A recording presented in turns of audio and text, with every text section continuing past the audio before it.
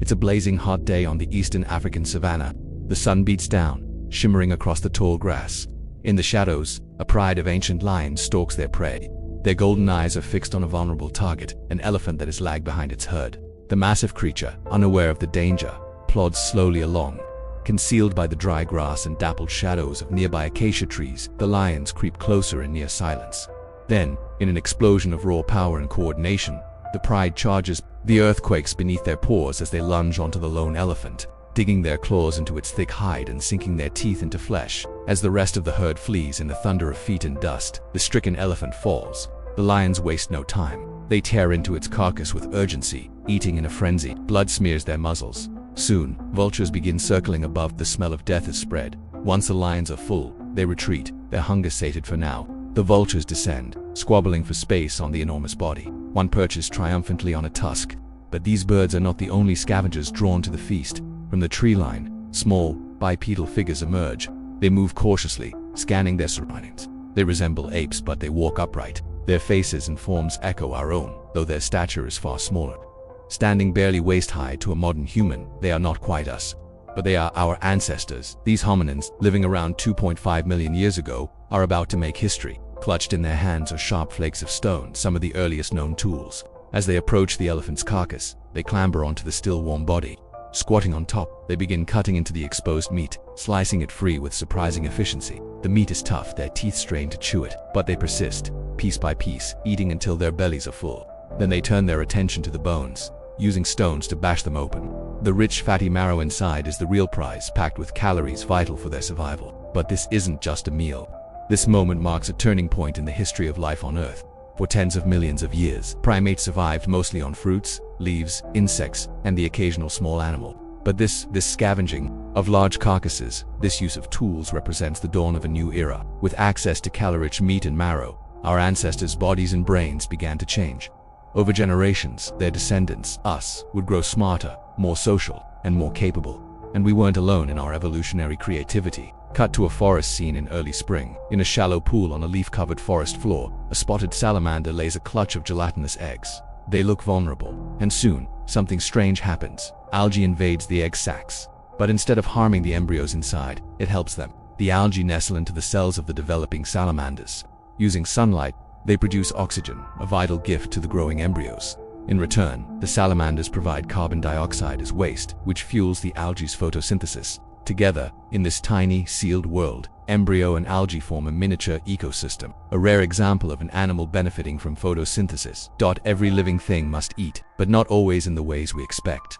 Deer and pandas graze on leaves and grasses. Lions and foxes hunt and scavenge meat. Humans do both. We are omnivores, but that's just scratching the surface of nature's dietary strategies. Cut to the rainforests of Central America. High in the canopy, leafcutter ants slice foliage into small pieces and carry it back to their underground nests. But they don't eat the leaves. Instead, they cultivate fungus on the clippings, tiny, underground farms. And it's the fungus they consume. These ants are fungivores, part of a long evolutionary lineage of farmers. Even microbes have unique diets. In the deep sea, bacteria feed on chemicals from hydrothermal vents, turning sulfur and methane into energy. Across all life, one thing is clear: food equals fuel. For humans, carbohydrates provide quick energy. Simple sugars like those in fruit are faster to digest than complex carbs like grains. Fats, while slower to break down, store more than twice the energy per gram. That's why our bodies hoard fat. It's our most efficient long-term energy reserve. Proteins are less about energy and more about structure. They repair tissue and build muscle, made up of amino acids. But before any food becomes fuel, it must be digested. Enzymes in our saliva and stomach break food down into usable parts: sugars, amino acids, and fatty acids, which our cells convert into energy molecules like ATP. Even animals without complex digestive systems have their own methods. Take the python, for example. It can swallow a whole deer and slowly digest it over days using powerful acids and enzymes. Or birds and earthworms, which use a specialized organ, the gizzard, filled with stones to grind food down. We humans, we've developed the most adaptable digestive system of all. Our mouths begin digestion with teeth that can shear, crush, and grind. Saliva contains enzymes like amylase to break down starch and lipase for fats. Our strong stomach acid helps neutralize harmful microbes. And within our guts lives an entire microbiome, trillions of bacteria helping us break down food and fight disease. Why do different animals eat such wildly different things? Sometimes, it's about efficiency. Blue whales, the largest creatures on Earth, feed almost exclusively on tiny krill. These shrimp-like animals sit low on the food chain, meaning they're packed with energy and easy to catch in vast numbers. Humans, by contrast, sit more than 2 levels up the food chain. We can afford a broader diet, thanks to our brains, tools, and culture. But evolution also shapes what we can physically eat. Before tools, our ancestors mostly foraged. Their hands were great for picking fruit, but not for tearing into flesh. Their teeth were small, especially their canines, making them poor predators. Over time, they developed tools to compensate, gradually shifting toward a media, energy-rich diet that powered the growth of bigger brains. In the end, every species eats to survive, whether it's a snake swallowing whole prey, ants farming fungus, or ancient hominins feasting on elephant marrow. Life finds a way, and while our diets may differ, the underlying truth remains the same. Every bite of food is a small miracle of evolution, biology, and survival. For example, tend to be smaller than carnivores that eat larger prey. After all, the more energy you're getting from your food, the bigger you can be. But while meat eaters' bodies have more freedom to grow, their gut area tends to be smaller than that of non-sea carnivores. Thanks to the efficiency of eating meat, more concentrated sources of protein like meat and insects take less work to digest, so carnivores' digestive machine size can be simpler than that of a herbivore processing fibrous vegetation. Everyday gorillas, whose diet mainly consists of leaves and shoots, have stomachs that can hold for 20% of their body weight, whereas for humans with our more varied diets, it's barely 1%. Ultimately, we are limited by what our bodies can process and how they extract energy from the things we consume, and these diets define us in more ways than one. We are all what we eat, not least because our digestive system transforms some of the food we eat into the raw materials our bodies are actually made of. Like all living things, we humans are made up of lots of carbon, but not all carbon atoms are the same.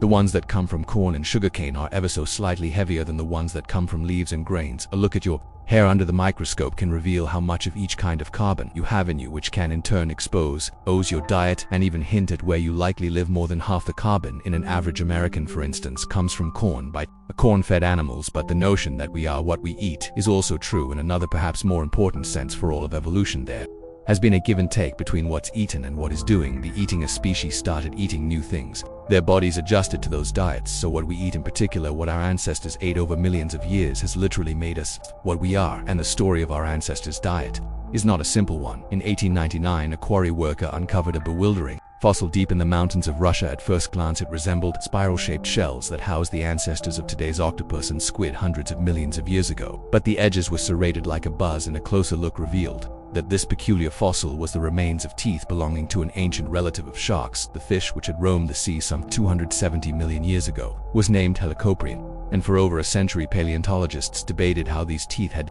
fit into their owner's mouth and how they worked. Some hypotheses plaque the spiral teeth on the snout, others on the back, others deep in the throat. To many models later, scientists now believe that the world of teeth sat in the creature's lower jaw and rotated back and forth as the jaws moved, slicing and tearing prey while pulling them towards the throat. The shape and mechanics of this unusual set of teeth not only clarified our picture of this ancient creature, they also offered some clues into what this odd fish ate. Researchers reasoned that hard-shelled prey would have slipped off its curved teeth, and that it more likely ate soft prey that it could easily slice into pieces like squid or soft-bodied fish. And so, as unusual as prawns' teeth are, their usefulness for reconstructing the diet of an ancient creature is not unique today. Paleontologists rely heavily on fossilized teeth to piece together the diets of animals that are long gone from the earth, well after most other clues have disappeared. The clues from teeth come in several different forms. One way that diet manifests on a fossilized tooth is in the way it has been worn down. It takes different kinds of chewing to break down different kinds of food. Chewing flat fibrous plant parts involves a great deal of shearing, while rounder items like berries, seeds, and insects can easily be crushed between molars. Over time, these repetitive motions erode microscopic patterns into the teeth that paleontologists can decipher millions of years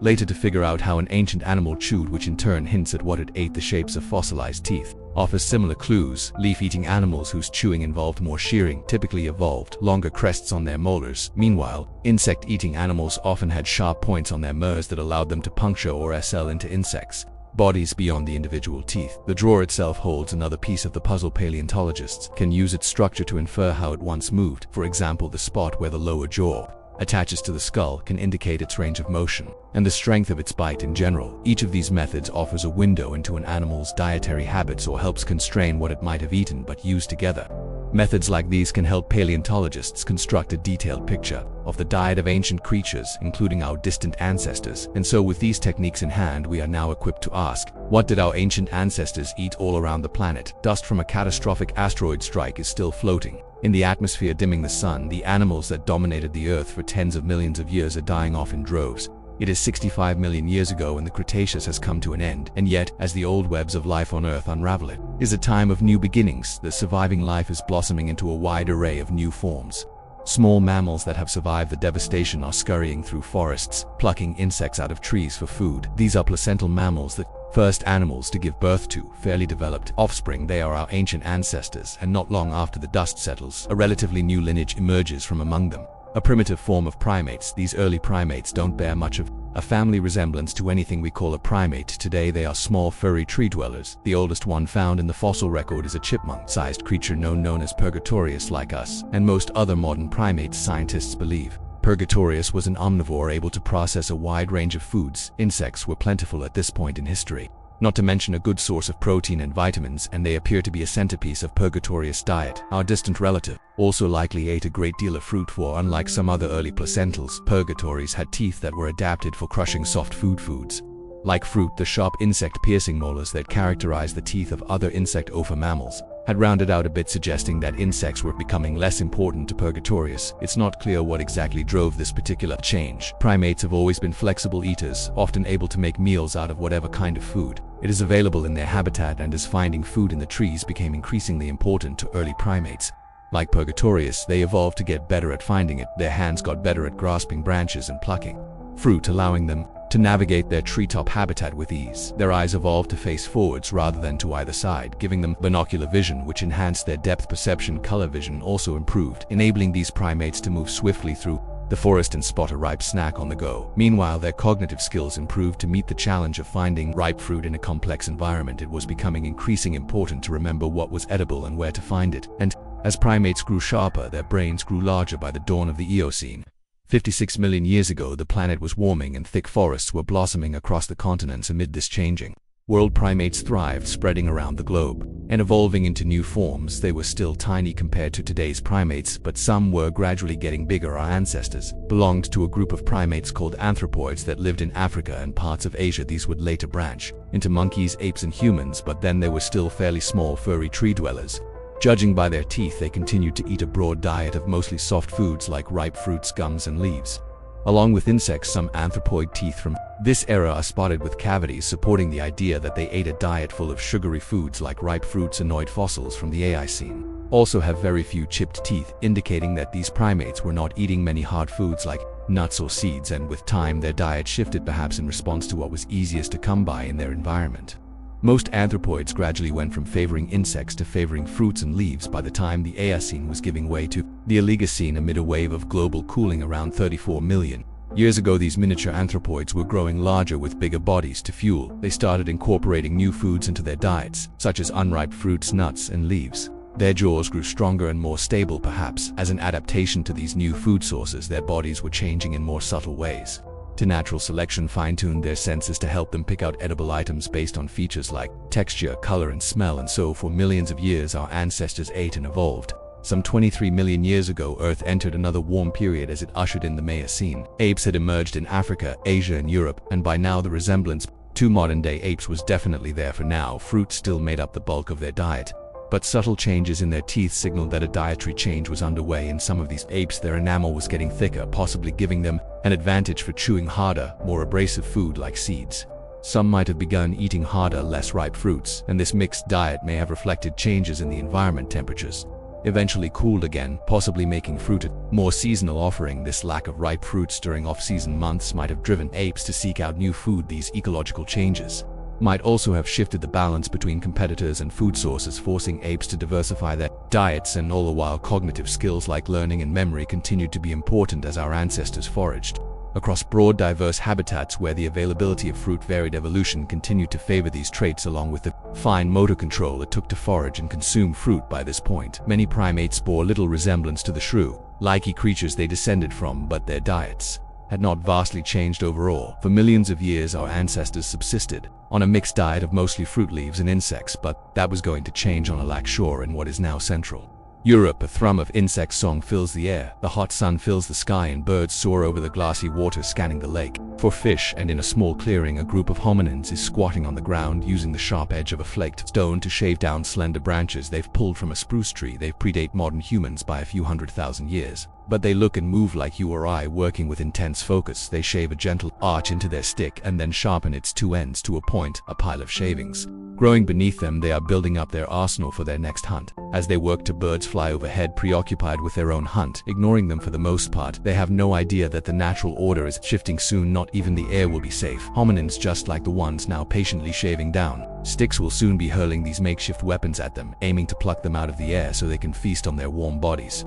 But this pivotal development in our ancestors' diets was still far off when the first hominins emerged in Africa. Some 7 million years ago, this branch of primates, hominins, includes humans and all our living and extinct relatives. The earliest ones were still relatively small-brained, but they walked on 2 feet like us, although for the first few million years, they were still adapted for life in the trees. These archaicomins emerged during yet another time of change on our planet. The lush African forests they've been living in for generations were thinning out, giving way to sparse trees and grasslands. Familiar food sources dwindled as the trees receded, forcing our ancestors to seek out new forms of sustenance. Some of these turned to hard foods, like nuts, seeds, and tough plant roots. And their anatomy reflects this change in diet. They evolved massive jaws and large teeth, with thick enamel that were up to the task of processing foods that required forceful crushing or grinding. Paranthropus, Boise or Nutcracker, man, a famous example from about 2 million years ago, though some of their cousins retained more slender features and seem to have stuck mostly to softer foods such as fruit and leaves. Despite these differences, these archaic hominins were all omnivores that likely survived on whatever foods were available, including fruits, leaves, insects, eggs, and even small animals that they could catch and eat with their hands. But it was at this point our ancestors were about to arrive at a pivotal juncture in the evolutionary journey. They began making tools out of stones in the vast arid plains of modern-day Tanzania. A canyon cuts across the land nearly 50 kilometers long and 90 m deep. The Olivi Gorge, the region it cuts through, has been home to our ancestors. For millions of years, it saw hominins come down from the trees and take up walking on 2 feet. It saw the thin of forests and the arrival of grazing herds, and it also witnessed one of the most revolutionary changes among our species, and we know this all thanks to this very gorge slicing through the Great Rift Valley, where the African continental plate is in the slow process of splitting in two as water carved out this gorge. Over thousands of years, it exposed layers of rock dating back millions of years, now sitting on top of each other like pages in a book. Since the 1950s, archaeologists and paleontologists have been coming to this site to explore what is in those pages, each one containing a different chapter in human history. They are rich with fossils of our ancient ancestors and their stone tools, and it is here that in 1981 researchers discovered fossilized animal bones bearing some unusual scars. These were not the dull bite marks of a predator, but rather thin, straight lines. These lines had been made by the sharp edges of stone tools wielded by some of our species' early butchers. Some 1.8 million years ago in the 1990s, similar markings appeared in various sites in Ethiopia, dating back even further to some 2.5 million years ago. The shape and pattern of these butchery lines showed that our ancestors were using stone tools to carve meat off bones and to break bones open for marrow, and this practice may date back much further. More recently, bones with possible butchery marks have been dated back to over 3 million years, but researchers are still debating whether or not these oldest marks were truly made by hominins. And so, with this timeline still in question, it's not yet clear which of our forebears first started butchering large animals. It might have been our ancient relative called Australopithecus, or AM, of one of the Homo lineages. What is clear is that at this point there was no going back. It was the beginning of the Stone Age. These new tools let their owners access new foods. These hominins could pound and slice fruits and vegetables, making tough plant parts easier to digest. But these weren't the only new foods they were pursuing. With their woodland environment now transformed into more open land, large herds of grazing animals had begun moving through their habitat, and for the first time in history, our ancestors would start to see these large animals as food. Of course, 3 million years ago, our ancestors could not yet topple a large animal themselves. Indeed, it would be a long while before the first hunting tools appeared in the fossil record, but they had learned how to get at the precious calories in these large animals' flesh and bones. They bashed open animal skulls to get at the fat in their brains, hammered open leg bones to suck out the fatty marrow and see off the muscles for protein. Lacking hunting skills of their own, they became masters of scavenging. How exactly they scavenged is still up for debate. Some of these hominins may have lain in wait, watching as hyenas or sab-toothed cats had their fill of a hippo or wildebeest and then going in for the leftovers. But there is evidence that at least some of these early scavengers were more aggressive. Butchery marks reveal that our ancestors were often eating the heartiest part of the animal, suggesting that they weren't just raiding the leftovers. Perhaps some of these early scavengers hadn't waited their turn at all, but rather charged the scene with rocks and sticks, scaring predators away from their own kill and staking their claim to the meal. As unpalatable as it seems to us, raw meat in itself wasn't a dramatic change for our ancestors, who'd likely been eating small animals raw for millions of years, at least occasionally, but over time their bodies adapted to a diet that included scavenged meat. Their jaws grew more suited to biting and tearing, and their teeth shrank as they increasingly outsourced food processing to their crude tools. Meanwhile, their guts shrank in tandem as they began to depend more on meat, which gave them more energy for much less digestive work. Over millions of years, our ancestors lost their adaptations for life in the trees. They now rely made fully on food that they could find on the ground, and by 500,000 years ago, some of them, possibly Homo erectus, took up hunting as a way to meet that need. The first hunters may have taken down their prey with thrusting spears carved out of tree branches. It was a dangerous method that required them to attack their prey from up close. But over time they developed savior weapons, including throwing spears that allowed them to assail their prey from a safe distance. And so, as they mastered hunting, they evolved from opportunistic scavengers to ruthless predators who were selective about what they killed. Fossil remains of hunted animals revealed that their hunters increasingly sought out adult males, seeking to maximize their gains from the effort it took to hunt. Exactly how important at this point meat was to our ancestors is still debated. It's clear that they continued to eat a wide variety of foods, but their diets morphed as they began to eat more meat. And once again, so did their bodies to begin with. Their guts steadily shrank as their diets incorporated more meat. A smaller gut meant our ancestors could no longer process the high volumes of tough plant material that they'd eaten for millennia. Instead, they relied on calorie-rich foods that were easier to digest. Large animals took great effort to hunt, but they offered great reward for the energy expended, and all the while as hominins' bodies adapted to their shifting diets. Traces of their evolutionary journey remained written in their genes and still remain in ours thanks to our insectivore ancestors. We retain genes encoding enzymes for breaking down insects. We have acidic stomachs that more closely resemble the stomachs of scavengers than those of our vegetarian cousins. Acidity can help kill pathogens in decaying meat, suggesting that our stomach chemistry may be a vestige of the days when our ancestors dined on Kion today.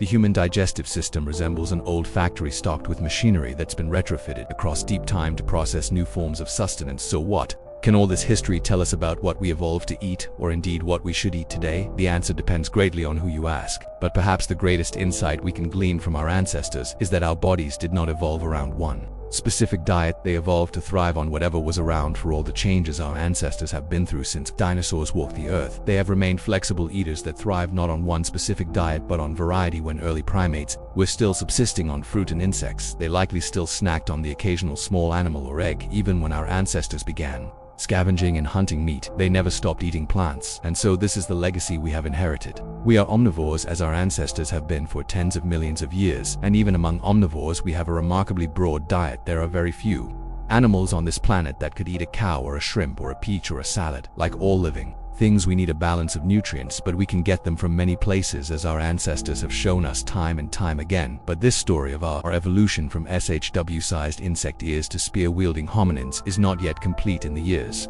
since our hominin ancestors began scavenging hippo and eating large quantities of meat, our dietary history has taken at least 2 more major turns, and our bodies have done the same. In 1989, Israel suffered a drought. This caused water levels to drop dramatically in the Sea of Galilee, and as well as the mud and slime, the receding shoreline revealed something else, something spectacular: an ancient human camp belonging to a prehistoric band of hunter-gatherers who had lived some 23,000 years ago. The small settlement was made up of 6 brush huts, several long extinguished hearths, and a lone grave holding the skeleton of a man. Hardened silt in the lakebed had sealed off the site, and low oxygen conditions leaving the whole settlement exquisitely preserved. And amid all this, archaeologists uncovered something perhaps even more remarkable: the charred remains of ancient plants, including some ancestors of today's weeds. Well, few people nowadays would celebrate the discovery of a weed. The presence of these pesky plants was a telltale archaeological clue. Weeds thrive in environments disturbed by human activity, having evolved to tolerate altered soils, suck up water voraciously, and spread prolifically. That meant that these ancient proto-weeds hinted at something astonishing. They suggested that people had been disturbing the soil and cultivating plants 23,000 years ago, long before the onset of agriculture. And as staggering an idea as it is, other objects in the site reinforce this hypothesis. A stone sickle with clear patterns of wear strongly suggests it had been used for harvesting wild cereals like wheat, oat, and barley. The site also contained a crude grinding slab surrounded by fossilized grain parts that the inhabitants would have used to grind down their harvest as well as this fossil evidence shows that the inhabitants of the site had been able to live at this camp year-round, dependent on foods that they cultivated for themselves. Remarkably, this early foray into agriculture predated the first large-scale agricultural societies by some 11,000 years, and though this way of life would not last, generations of hunter-gatherers would follow. It was an early trial of a lifestyle that would eventually change the course of the human diet and evolution, forever returning to Africa more than 1,000,000 years ago as our earlier Homan ancestors crafted to tools and coordinated elaborate scavenging and hunting missions. They were still hundreds of thousands of years away from developing the cognitive skills that it would take to plan, manage and exploit an agricultural site for food. And so how did these remarkable scavengers make the leap to the organized farmers of today over generations? They evolved slowly, their bodies got bigger, and little by little, so did their brains. Then, just under 1,000,000 years ago, our ancestors underwent a dramatic change captured in the fossil record. Their brains jumped in size, while their bodies stayed about the same. Paleontologists had long linked this expansion in brain size to the beginning of a meat-based diet. They hypothesized that eating meat, which is relatively simple to digest, had freed up some of the energy that had once been needed to power the digestive system, allowing our guts to get smaller at the same time bigger. Brains were becoming more important for communicating and coordinating activities like hunting and scavenging, introducing a selective pressure in favor of bigger brains. This is called the expensive tissue hypothesis. Since brains and guts both demand a great deal of energy, a trade-off between gut and brain size made sense mathematically. However, the fossil record hasn't held up this story. Our ancestors have been eating meat since around 3,000,000 years ago, and although brain sizes were slowly increasing, the big jump only happened within the last 1,000,000 years. So if not meat consumption, what was it that drove this immense jump in brain size? It's a question scientists still debate, but one possible explanation is fire. Deep in a cave in the hills of South Africa, archaeologists have uncovered burnt bones and plant ashes dating back 1,000,000 years. When pre-modern hominins lived throughout this region, the existence of this burnt material so deep in the cave suggests that it wasn't the work of some stray flames from a wildfire, but rather manipulated by early humans, possibly Homo erectus. If these homins had learned to control fire by 1,000,000 years ago and began using it to cook their food, this could have had a drastic impact on our evolution, because cooking food doesn't just make it taste better, it also lets us get more energy out of it. Heat from fire helps prepare food for digestion by breaking down starches and proteins into smaller bits that are easier for our body to absorb. It also breaks down the molecules that tend to encase fats, freeing these nutrients as well. Indeed, long before humans began cooking food, they'd been outsourcing some of their digestion to processes outside their body. Even simple processes like slicing and pounding food reduce demands on digestive systems, freeing up energy for other processes, and cooking takes things one step further, allowing our bodies to do less work even as they extract more energy from the same amount of food. And this was potentially crucial because our brains require a colossal amount of food despite only taking up 2% of our body mass. The modern human brain takes up around 20% of our body's energy, even if we're doing nothing but daydreaming. Our ancestors' brains would not yet have been so large, but they would still have required an extraordinary amount of energy, and cooked food could explain where that extra energy came from. However, not all researchers agree that the evolution of our big brains was driven by the advent of cooking and the energy it redirected from digestive duties. Some doubt whether our smaller-brained forebears were up to the task of building and managing fire. Others argued that the jump in brain size would have happened regardless of whether or not they were cooking food, but regardless of the role it played in starting the growth of our big brains. Cooking food as a way of pre-digestion our meals has undoubtedly allowed us to reap greater rewards from what we eat and shifted the way our body spends its energy.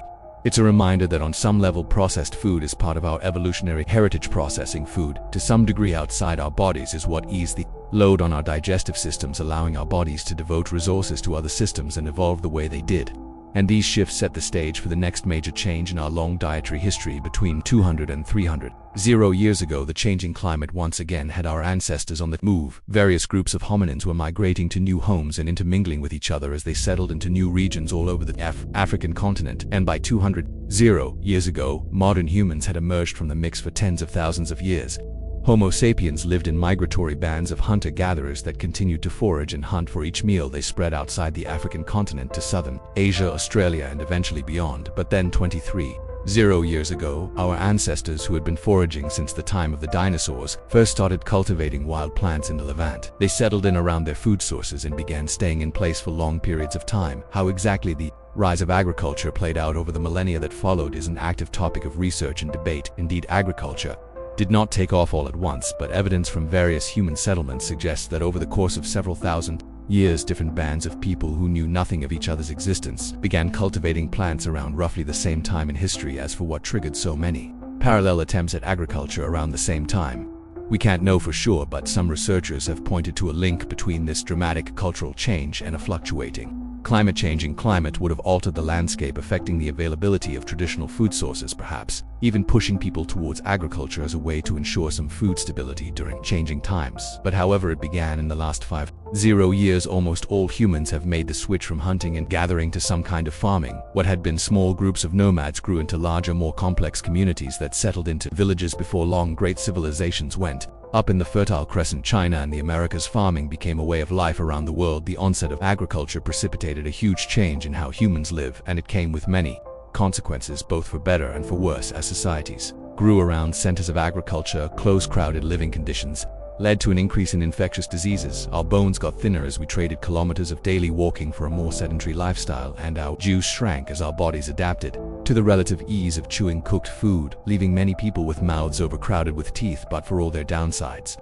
these civilizations became centers of culture where people shared ideas, knowledge, and traditions. Our entire modern way of life grew out of a change in how our ancestors acquired their food. And yet, even this, the rise of modern society, was not the end of the dance between our changing diet and evolution. In just the last few thousand years, small genetic differences emerged within our species as people around the globe adapted to the food available to them, and those differences persist today. The indigenous people of Greenland have adaptations for processing high amounts of fat, allowing them to subsist on a diet that has traditionally included many fatty animal foods such as seals and whales. Meanwhile, people whose ancestors traditionally ate a high-starch diet, such as Europeans, have special adaptation that allow them to process relatively high quantities of starches, and so in the end, reconstructing the diets of our paleo ancestors can only tell us so much about how to feed our modern bodies, or indeed what is natural for us to eat. If our early ancestors had continued to eat the way they did indefinitely, we simply wouldn't exist. Each change in diet set them on a new evolutionary path that eventually led to us. If early primates hadn't switched from eating mostly insects to eating mostly fruit, we might not have had our sharp vision or depth perception. If our hominid forebears hadn't had to seek out seasonal foods in a wide habitat, our memory and cognitive skills might not be what they are. If they hadn't started eating meat and cooked food, we might still be spending a quarter of the day chewing like our ape cousins rather than using our energy for cognitive functions or anything else. And if modern humans hadn't started farming, we might not have plagues or high blood pressure, but we might also not have cities or the wide range of rich cultures we have today. Our dietary history is embedded in our genes, in the size of our guts and brains, and the shape of our jaws and teeth, but also in our societies, our culture, and perhaps in our ability to reflect on what we should eat.